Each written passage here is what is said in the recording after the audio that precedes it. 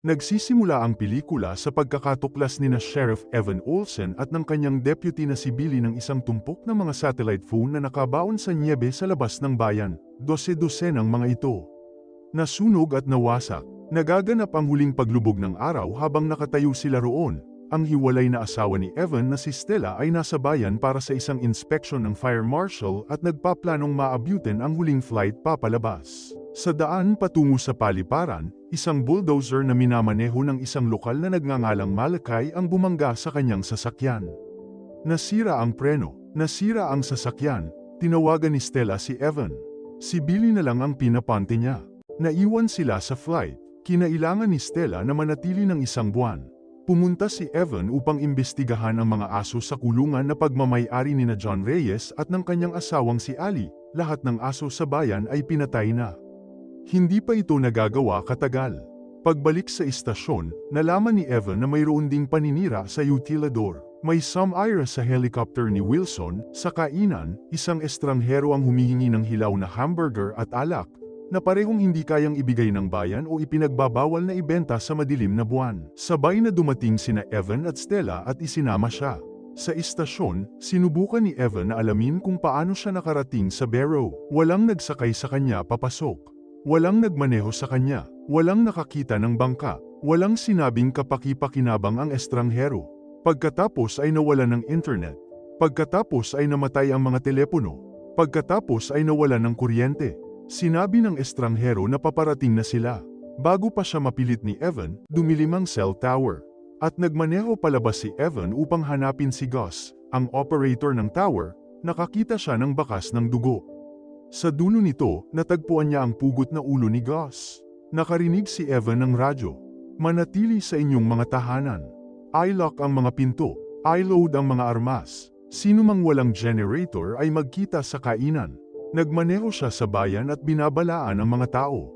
Sa bahay ni na John at Ali, nag-iisa si Ali sa kusina nang may isang vampira na pumasok sa bintana at kinaladkad siya palabas. Narinig ni John ang kanyang pagsigaw at tumakbo palabas dala ang kanyang rifle. Nagpaputok siya. Wala itong nagawa. Hinawakan niya ang kamay ni Ali. Mas malakas ang vampira. Wala na si Ali. Sa mga lansangan, nagsisimula ang apoy kahit saan. Umalingaw-ngaw ang mga putok ng baril mula sa iba't ibang direksyon at pagkatapos ay tumahimik. Ang mga vampira ay nagwawala sa Barrow at hindi sila napigilan ng mga bala. Isang grupo ng mga nakaligtas ang nagtipon sa kainan. Ang kanilang mga armas ay walang silbi. Pagbalik sa istasyon, nagdiriwang ang estranghero. Ginawa niya ang lahat ng kanilang hiniling. Sinira ang mga telepono, giniba ang helicopter, pinatay ang mga aso, at nangako silang pararangalan siya sa pamamagitan ng pagtalikod sa kanya. Si Evan, na labis na nalungkot sa pagkamatay ni Helen, ay naisip ang patayin ng estranghero. Pinigilan siya ni Stella. Pinusisa ni Evan ang estranghero sa pinto ng selda. Pagkatapos, binisita ng pinuno ng mga vampira na si Marlowe at ng isa pang nagngangalang Iris ang estranghero upang tuparin ang kanilang pangako. Niyakap siya ni Marlowe. Pagkatapos ay binali niya ang kanyang leeg. Hindi mo maaaring ibalik ang isang taong kusang loob na nagtaksil sa kanyang kauri. Paliwanag ni Marlowe kay Iris. Magagamit mo lang sila. Sa kainan, pinag-iisipan ng mga nakaligtas ang kanilang nalalaman. Walang ginagawa ang mga bala. Nasa lahat ng dako ang mga vampira. Binanggit ng isang matandang babae ang atek ng isang kapitbahay na may nakatagong hagdan na maaaring itulak pababa. Isang bahay na sinira bago umalis ang may-ari nito para sa taglamig. Pinamunuan ni Carter ang grupo roon habang ginagamit nina Evan at Stella ang kanilang truck upang hilahin palayo ang mga vampira. Pinagsalubong ng mga vampira ang sasakyan, winasak ang mga bintana. Napatay ni Evan ang isa sa pamamagitan ng pagtutok sa ulo. Kinuha ni Marlowe ang rifle ni Evan at binaligtad ang truck. Umungal ang isang bulldozer at nasagasaan ang mga vampira. Nakarating sila sa attic. Natutulog sila ng paisa-isa. Nagrarasyon sila ng pagkain. 6 na araw ang lumipas. Sa ika-7 araw, isang babaeng nagngangalang Kristen ang nag-iisang sumuray-suray sa kalye na nagmamakaawa para sa tulong. Pinapanood ni Evan ang mga bubong. Ang mga vampira ay tumatalon sa linya ng bubong sa likuran niya. Ginagamit siya bilang pain. Lumabas pa rin siya. Natagpuan niya si John Reese na nagtatago sa ilalim ng isang bahay sa malapit. Bago pa makuha ni Evan si Kristen, nagsimulang pakainin ng karangalan ng mga vampira. Hinayla ni Evan si John palabas at agad na napagtanto na lumilingon si John. Sinubukan niya itong kausapin. Umatake si John. Dumakat si Evan ng palakol mula sa isang kalapit na swing set at pinatay ang kanyang kaibigan. Tumakbo siya pabalik sa bahay at bumagsak dahil sa atake ng hika. Nawala ang kanyang inhaler. Si Isaac, isang matandang lalaki sa grupo na patuloy na nananaginip tungkol sa kanyang yumaong asawa. Nadulas palabas sa gabi upang maglakad ng 80 milya patungo sa susunod na bayan sa dilim. Sinundan siya ng kanyang anak na si Wilson kahit na binalaan ng lahat. Isang vampira ang pumasok sa bahay habang si Wilson ay nasa labas na tumatawag kay Isaac. Nagtago sina Evan at Stella sa banyo. Umikot ang vampira sa bahay at hinanap ang boses ni Wilson na susunod sa kanya. Napatay si Wilson sa labas habang sina Evan at Stella ay nakikinig sa banyo na walang magawa. Dumating ang isang blizzard. Lumipat sila sa tindahan para sa mga supply. Doon nila natagpuan ang isang batang babaeng vampira na kumakain ng isang bangkay. Siya ay mabilis, mabangis, at nakakatakot sa ibang paraan kumpara sa iba. Sinunggaban ng grupo ang pader at pinatay siya ni Jake gamit ang palakol. Hindi niya mapigilan ang panginginig pagkatapos. Sa ika-18 araw, kinakalkula ni Evan na kailangan na nilang lumipat, masyado pa ring malayo ang pinto ng utility kung walang takip. Kung may makakaakit sa mga vampira palayo gamit ang liwanag. Naglagay si Helen ng mga UV growing light sa bahay niya para sa greenhouse niya. Makakarating ang iba pang miyembro ng grupo sa istasyon ng pulis. Si Evan mismo ang umalis. Nangangatwiran si Jake na dapat siyang umalis. Mas mabilis siya. Alam niya ang bahay. May asawa si Evan. Isang tanong ang tinanong ni Evan kay Jake, kapag ginamit mo ang palakol na yun sa tindahan, sa tingin mo ba ay magagawa mo pa yun ng 3 o 4 na beses? Walang sinabi si Jake. Umalis si Evan.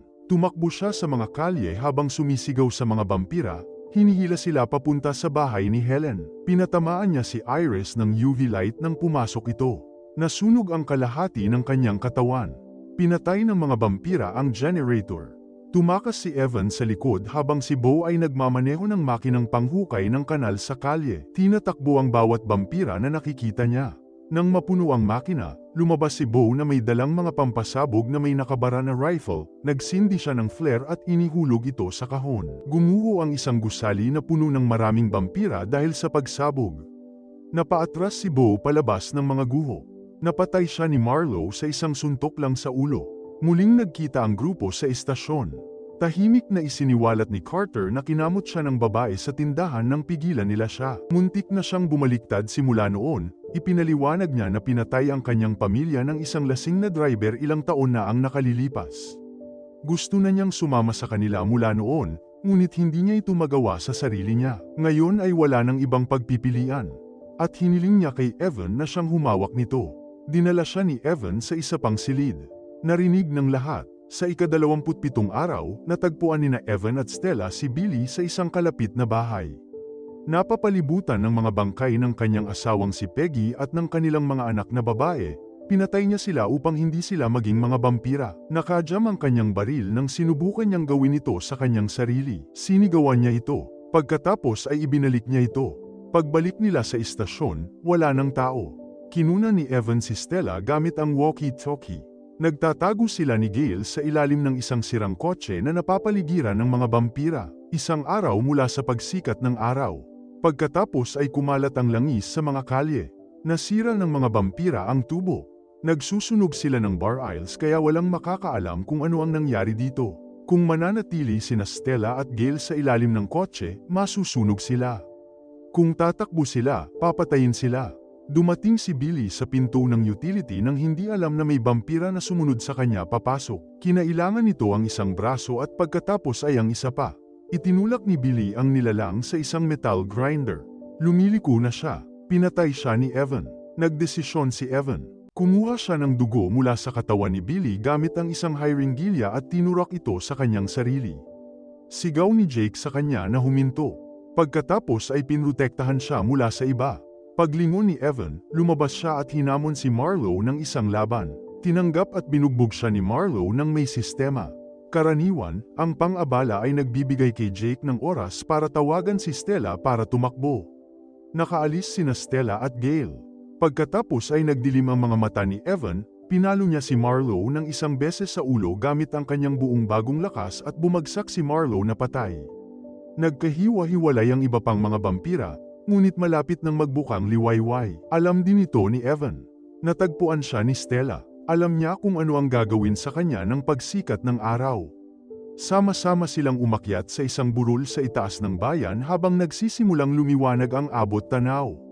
Pinanood nila ang pagsikat ng araw sa unang pagkakataon sa loob ng 30 araw. Nasunog si Evan. Hinawakan siya ni Stella hanggang sa wala nang matira. At doon nagtatapos ang kwento. Kung nagustuhan mo ang video, mangyaring mag-subscribe sa channel at mag-like sa isang komento para patuloy akong magpatuloy. Salamat!